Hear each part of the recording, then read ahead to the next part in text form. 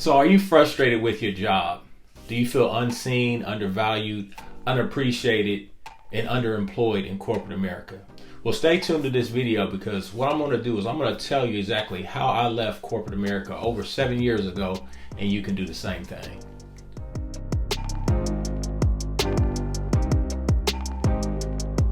All right, so let's go and get into this. So this is your first time on my channel. My name's Aaron, and what I do is I help frustrated corporate employees like yourself make the transition from employee to business owner on a part-time basis. So you're probably thinking, like, what qualifies you to talk to me about transitioning out of corporate America to business ownership? Well, about 7 years ago, I was in your position. I felt underpaid, I felt undervalued, unseen, and all of that.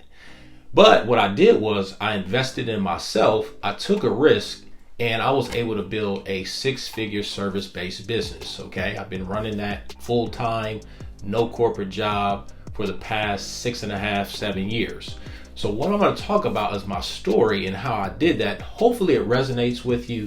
So go ahead and hit the like button, subscribe to this channel, and I'm gonna build out this, this framework about how you can actually escape corporate America and start your own business. So let's go ahead and get into it.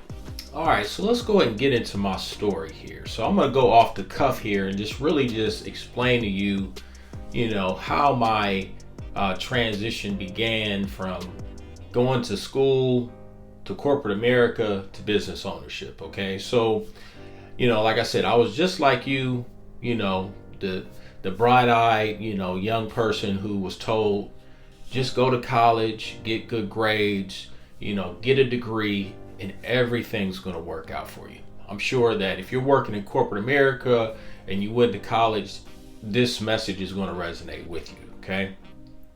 So I did all that, and as I was in school, I was thinking, like, once I get this degree, once I get this piece of paper, I'll be able to make money then, and I'll be able to make a good living, and I'll be able to pay off these student loans that I know that I'm accumulating these student loans, but it's all good because once I make this, money in this corporate job, I'll be able to pay that back, and I'll have all this money to, live a great lifestyle and things like that. So this was my thought process going into college. And while I was sitting in college, taking all these classes that, really don't help me at all today, I was just thinking that once this is over, I'll be fine. I'll be able to make money. Okay.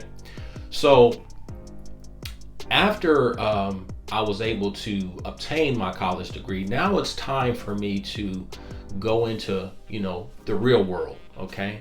And so you start applying for jobs. And what I learned early on, like, this college degree is not really doing too much for me because I'm not getting the callbacks and everything like that, So I was applying. It took me about 6 to 10 months to actually find my first decent paying salary job. And at the time, I thought it was decent, but now I look back, that was no money.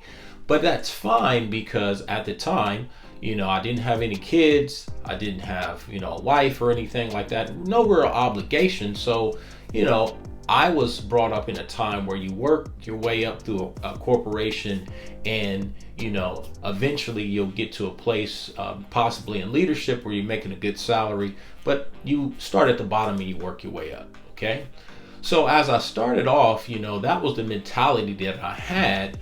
But over time, as the years went by, I realized, like, this whole thing about corporate America that they had taught me is not really panning out that way, because after I get my check and I pay my bills, I really don't have a lot of money left over, and I'm not really able to move up like I thought I would. Now, what I know now is that you have all these people with degrees, so the degree doesn't really mean too much anymore, okay? But as I transitioned, I started my first business, okay? And that business didn't really work out, but I learned from that, okay? Now, as I stepped out of corporate America for about a year, my first business didn't work out, but I was able to go back and find another job in corporate America, okay?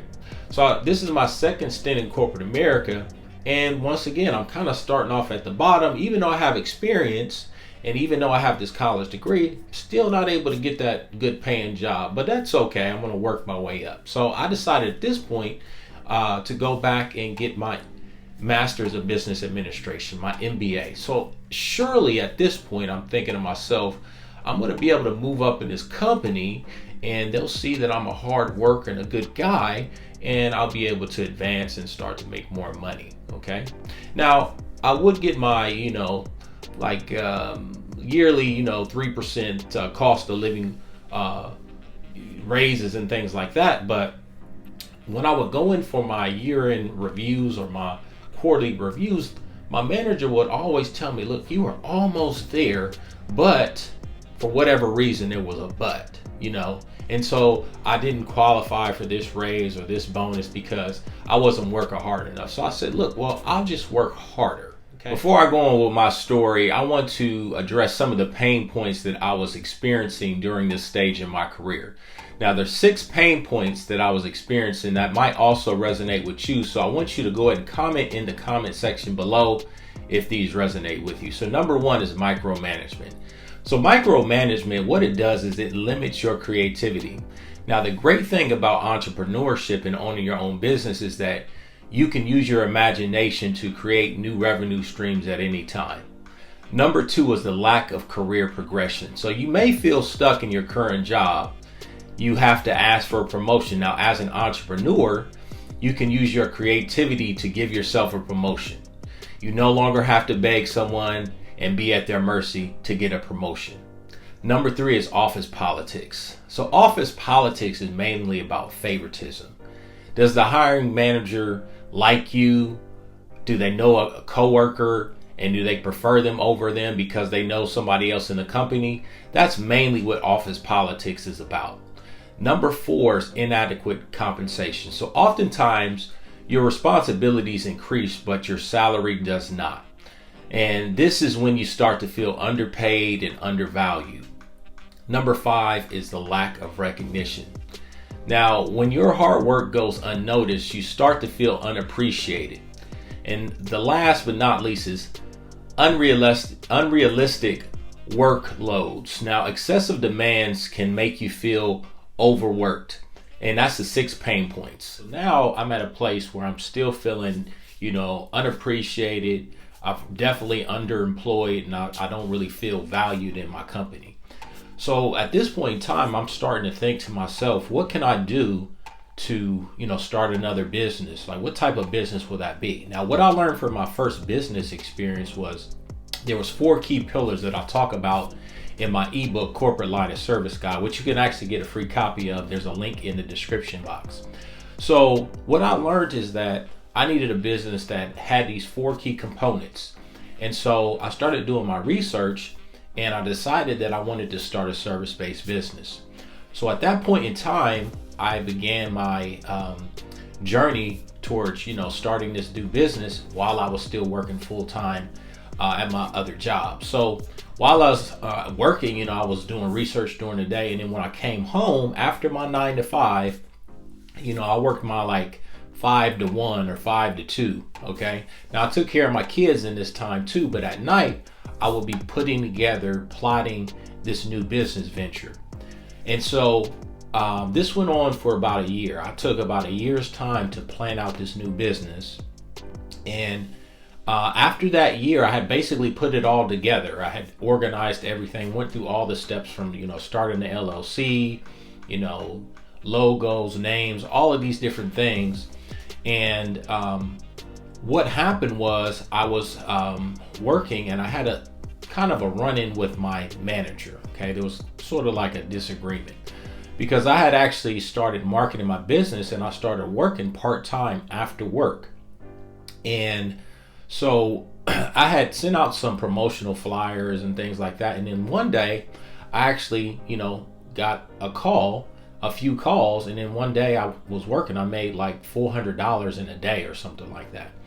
And I was like, okay, this is pretty nice here. And I'm like, well, I'll do this as long as I can part-time because I was really frustrated at my job. I was about ready to walk up out of there. So, Yeah, so basically it came down to, a point in time where I realized it was time for me to move on from that.